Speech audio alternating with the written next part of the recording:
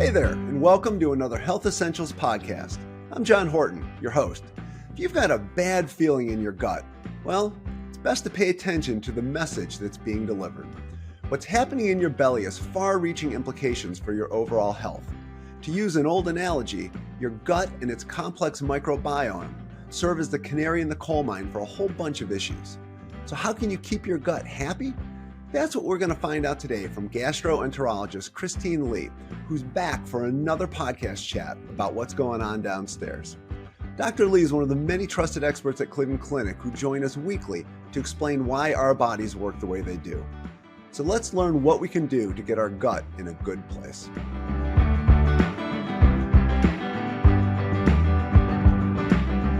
Dr. Lee, so nice to have you back on the podcast. I always love when we get a little bit of time together.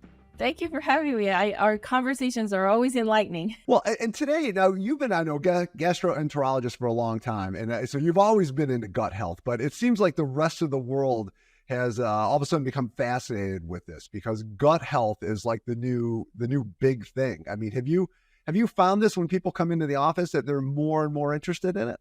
Absolutely. When we first started, it's almost like people didn't want to see their GI doctor, but now it's almost a cool thing to do. So all of a sudden, I'm so popular now.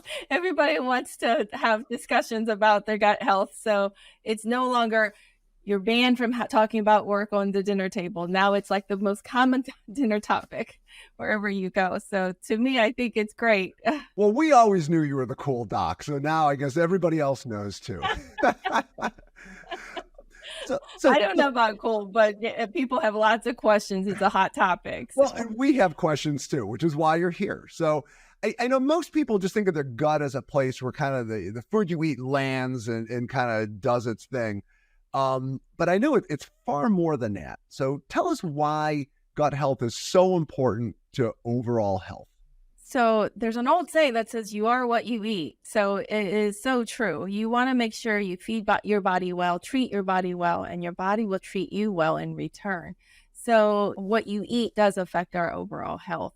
If you're, putting substandard things in, you're going to produce substandard output. So it's so important to kind of recognize what good health is and promote that. So if you can keep your insides healthy, your outside will be healthy as well. And I thought I read where it says that gut health, even it affects your immune system, which is just not a connection I would make. The first line of defense to infections or intrusions is that skin or gut barrier. So what we eat, the intestinal lining is the inside skin, as far as protection. So your intestinal health is extremely important. It's your first line of defense to ward off gastroenteritis or bacterial infections or any kind of invasion from whether it's virus or bacteria or even food poison toxins. It is your first line of defense. So you want to keep that as healthy as possible. Tell us a little bit about the microbiome, which I think it's a word now that we've all heard and we're familiar with, but we have no idea what it really is. Sure. So our intestinal tract on the inside is lined with microorganisms. So those are the healthy gut flora. There are our army of defense to ward off when invasions occur, whether it's viruses or bacteria or even, toxins. When they try to invade our intestinal tract, our first line of defense is our biome, which is gut bacteria. They're healthy bacteria that are actually working and fighting for our health. So they're on our side. So they're the good guys. If you're talking in army terms, that's the good guys warding off the bad guys. Okay. Yeah, because everyone thinks that bacteria is a bad thing, but this is bacteria that's actually, it's working for you. That's correct. That's correct. So not all bacteria are bad. There's good bacteria and there's bad bacteria. And you want to make sure that the good bacteria outnumber the bad bacteria. So should there be an attempt of invasion, that the good bacteria can ward it off and avoid it at the border before they even enter. That's your first line of defense. So you want to keep those good guys healthy. Yeah, it amazes me how much is going on inside there that you don't even think about. You eat and the food goes in and then all of this stuff starts taking place. Sure. So it's more so now than ever. Long time ago when antibiotics was not as freely available, we had those good guys in our intestinal tract that fought off the bacterial invasion or attempts, or even viral attempts. That being said, as you know, antibiotics is so readily available now.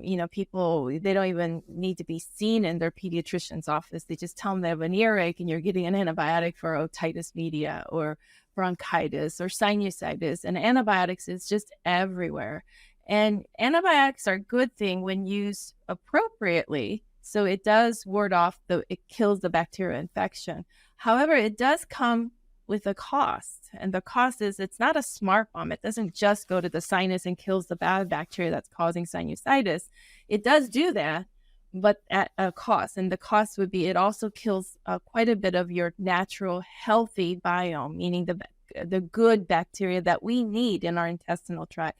And that might be why more and more we're seeing an increase in prevalence with gut motility pains and disorders, and a lot of this talks come up because people are losing a lot of their healthy biomes. And that's why now you go to the market and you see probiotics and kefir and all these health supplements for your gut health, trying to restore the losses that might have occurred from frequenting doctors and getting IV antibiotics for, a procedure or hip replacement. You get really powerful antibiotics IV or just oral because you had an ear infection or a sinusitis or a UTI.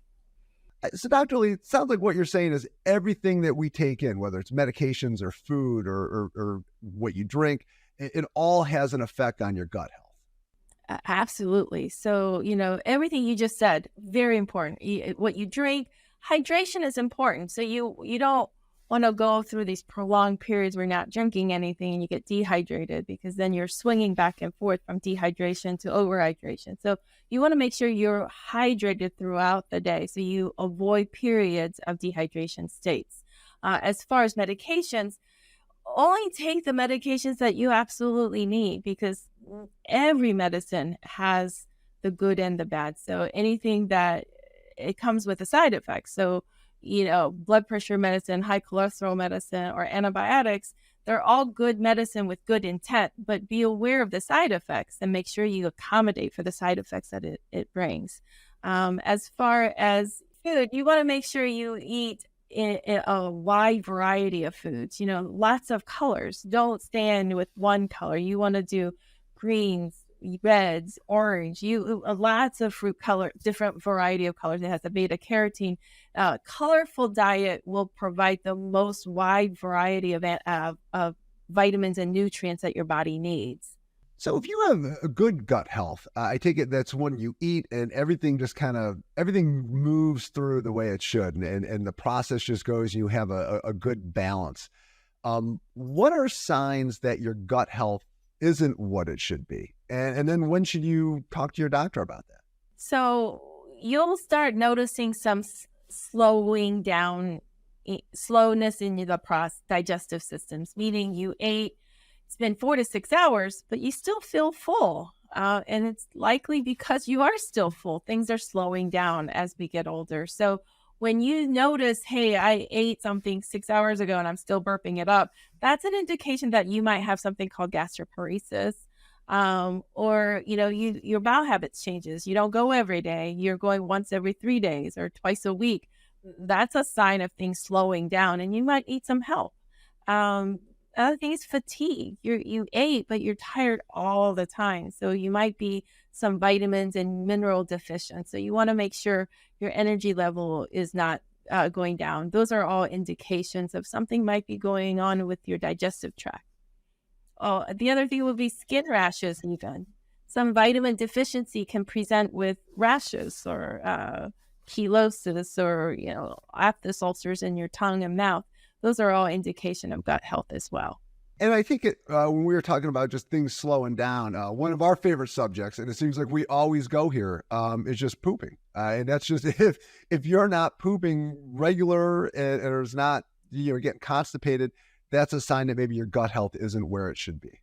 That's exactly right. And the word constipation, I can't foot stomp this enough. A lot of people, just because they go, feel that they're not constipated, but that's really not true. It's really about how much is left in your colon, despite the fact you had a bowel movement, can be an indication of constipation. So a lot of times we'll see patients who said, oh, they have had, gastroenteritis and they've had such a terrible bouts of diarrhea. But when you do an x-ray, the x-ray is full of stool. So that's an indication of perhaps they actually had constipation with overflow. And even though they've had a bout of terrible diarrhea on x-ray, they still have visible amount of stool in their colon. That does not sound comfortable. So, which gets to, I know you always talk about, you got to make sure you clear out everything that's in there, which is why it's important to be regular and make sure you're eating a healthy diet and all of that stuff. Yes, and a lot of patients, they're very keen and attuned to their symptoms. They just haven't made that connection. So they're very much aware that they feel full. They feel they haven't eaten and they should be hungry, but they're not hungry. Or when they do eat, they're full, even though they haven't even finished their meal. They feel bloated all the time. They report they feel gassy and they feel just fatigued. Those are all possible indications that they're having constipation or motility disorders. So you want to make sure that you're in tune to those symptoms and then make sure that you connect that with possible retention of stool in your colon and diverticular disease and whatnot. So you want to make sure that you stay ahead of that or address that and try to prevent those scenarios as much as possible. Well, since nobody wants bad gut health and everything that comes with it that you just described, what can we do to kind of improve our gut health? And I know there's some simple things that you can kind of do at home and in your life to help your gut along. So it always seems like the first rule is it's not just one food that's good for you. It's kind of your whole diet. Right. So you want to have a wide variety in your diet. So don't always eat the same food. Try to mix it up. A colorful diet is always very helpful. They're rich in wide variety of vitamins and nutrients and minerals. And then also just to make sure that you're exercising regularly, you're hydrating regularly. And then prevention means don't take anything if you don't have to take it. So, if it's a viral bronchitis that would have gotten better on its own, try not to take that antibiotic if you didn't need it. Because, again, antibiotics aren't smart bombs. They don't just kill the bad bacteria. It kills some of the good bacteria with it as well. So you want to make sure that if you have had to take a course of antibiotics, that make sure you try to replete it as much as possible with eating foods that are rich in probiotics. And you can take probiotic supplement, but you can also do it naturally through diet. So foods that are rich in probiotics would be anything that's fermented, like sauerkraut, cabbages, garlic. Well, let's keep going around the store because those are all great tips as far as the fermented foods, the stuff to buy. I know some of the other things that are usually recommended are naturally high fiber foods. Like what would fall in that category? So high fiber foods would be like whole grains, barley, millet, quinoa, brown rice, red rice, bran, germ. Those kind of foods are all very rich with high fibers and rich in probiotics. Just real quick here, in case people haven't tuned into our other podcast, and they should go back and look. What does high fiber food do? How does it help the process? High fiber foods have natural fiber that's not digestible. So it actually creates an osmotic gradient. It pulls water into the intraluminal space of your intestine. So it kind of prevents it from becoming too hard. And so it makes it easier for you to pass through your intestines. So high fiber food additional examples would be like avocados, figs, prunes, dates, almonds, beans, those kind of foods. So the fermented foods we talked about was the kefir, sauerkraut, pickles, apple cider vinegar, those kind of foods. You had also mentioned prebiotic foods. And I feel like that's another one of those things where we've all heard it, but we really don't know exactly what it is. So what the heck is it? and what is it doing for us? Probiotic foods are foods that are rich in those bacteria, those lactobacilli, those healthy gut biome bacteria. Prebiotic foods are foods that are rich in the nutrients that the probiotic organisms need to survive. So, for example, if you took a probiotic pill that's loaded with healthy bacteria, well, that would be wasted if you didn't feed it, because then it would die off. It's kind of like, if you had flowers, you got to water them. Wouldn't do you any good to just get flowers and then just dry them out and they just die in a day or two. So you want to make sure your diet is rich with not just probiotics, but also prebiotic foods so that you can maintain that probiotic biome that's in your intestines. What are some examples of prebiotic foods, the ones that then are helping the probiotic, the bacteria along?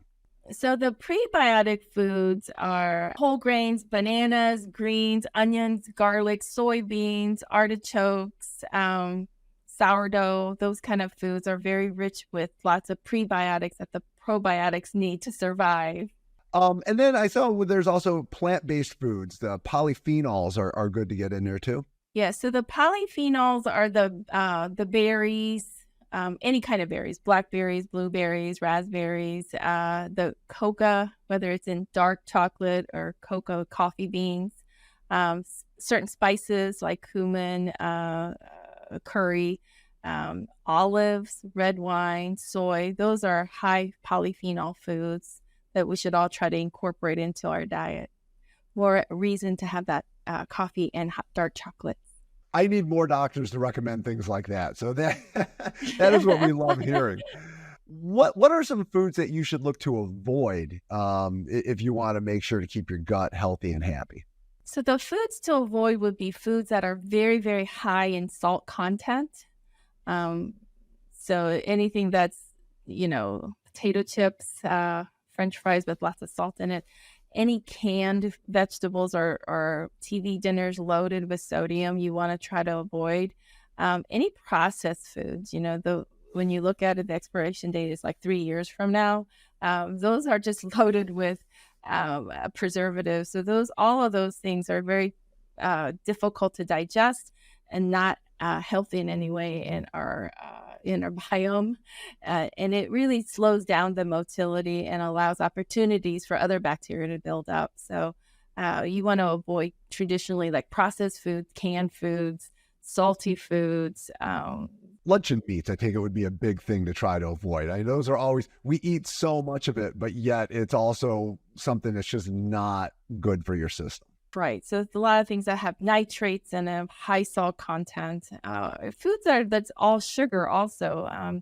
Those are very hard for our intestinal health. So we should all be eating less salt, less sugar, and less processed foods. So the best foods are the ones when generally you go into a grocery store, they're in the perimeter. So, the leafy green vegetables that have dirt on them, that just came from the ground a couple of days ago. The vegetables even that's not the little carrots that are all prepackaged in a nice container, but the ones that have that roughage and dirt on the bottom, so you have to actually wash it and peel it. Just simple foods are actually the best for our bodies. So it's less processed, more simple, right off the ground. And I feel like your body tells you what's good and what's not, because when you eat the sort of foods that you were just describing, you usually feel a little icky, as opposed to when you eat the healthy foods and your body usually takes that in pretty well. That's exactly right. So the healthier foods tend to have a high vitamin mineral count. So you replenish your vitamin A, vitamin D, vitamin E's, and those vitamins can help energize your body and keep things in better circulation and better operational mode. The processed foods really are high in salt and fat and very low in vitamin and nutrients. So inevitably, if you just eat those kind of foods, you will become vitamin deficient. You may become B12 deficient. You may develop iron deficiency because there's no iron in it. And so all of those things can contribute to your bone marrow activity, your metabolism, can actually slow down your metabolic rate and process. So Dr. Lee, we have covered a lot of ground as far as how to keep your gut healthy. Is there anything that we missed that you'd like to add? So even the healthy foods, you want to make sure everything in moderation. Too much of anything, even a good thing, can become bad things. So you want to balance everything out. So everything in moderation is a key. None of us are perfect, so we can't always avoid the icky foods. So every once in a while we have a cheat date, but even the cheat dates, you want to make sure you keep it in small moderation and rare in between. Yeah, and one more thing that just came to mind. What about supplements? Because I know there's so many of those out there, like, take this and it'll help your gut. Are those beneficial? Oh, I'm so glad you brought that up. That is so important. So even those supplements, you want to take those in moderation because, a good example is zinc and copper. So zinc became very popular over the COVID times and winter times because it stimulates your immune system. It's supposed to ward off colds and flu. So people were taking these zinc supplements to a very, very high level. So unfortunately, your body has a counter mechanism. So if you have too much zinc, you make yourself copper deficient because they work in concert. So you want to make sure even the good things like vitamin C, even you really don't want to exceed the therapeutic level because you can put yourself at risk with vitamin C, you can put yourself at risk for kidney stones. And so you want to be careful. And even vitamin D, it's a fat soluble vitamin. So too much of that, you can develop rickets. So even good things must be in moderation. So you got to be wise. Make sure that you don't exceed a safe limit on any of those things as well. And as far as probiotics, you got to do some research. You need to make sure that the company that you're buying it from is legitimate. Yeah. Generally, over-the-counter supplements are not FDA regulated. So as far as quality control, meaning what it contains is actually what the label reports is what's actually contained. Dead, good bacteria is never going to be helpful for you. But even worse, contaminated probiotics with a bad agent can be actually very harmful. So you have to be wise in what you're buying, who you're buying it from, and how much of it you're taking. Great advice as always, Dr. Lee. I appreciate you taking the time with us today, and thanks again. Thank you for having me. Keeping your gut happy and healthy comes down to filling it with the right food. Eating a variety of fresh whole foods, fruit, veggies, whole grains, and more can build the diverse microbiome you need in your belly. Try it. Odds are you'll feel better if you do. Till next time, be well.